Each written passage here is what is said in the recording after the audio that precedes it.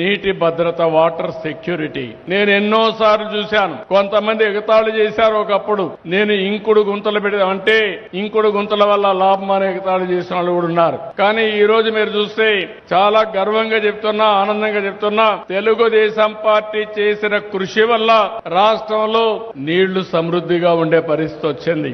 ఈ సంవత్సరం భగవంతుడు కరుణించాడు. అన్ని రిజర్వాయర్లో నీళ్లు కూడా వచ్చాయి. ఈ రోజు మీరు చూస్తే దగ్గర 750 టీఎంసీ నీళ్లు రాష్ట్రంలో అన్ని రిజర్వాయర్లు ఉన్నాయంటే అది తెలుగుదేశం పార్టీ ఆలోచించే విధానం అని చెప్పి కూడా నేను మీకు తెలియజేస్తున్నా. అన్ని రిజర్వాయర్లో నీళ్లు పెట్టాం. రాబోయే రోజుల్లో ఒకటి ఆలోచిస్తున్నాం.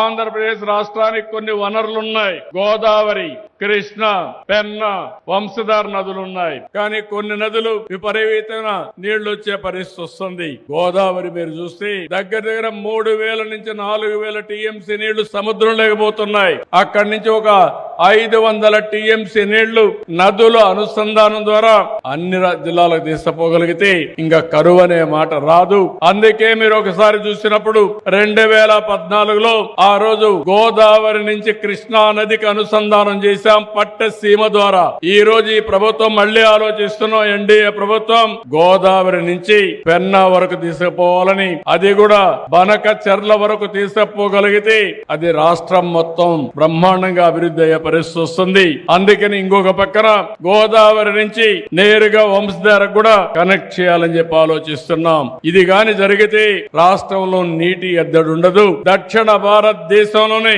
నెంబర్ 1 రాష్ట్రంగా మనం తయారయ్యే పరిస్థితి వస్తుంది.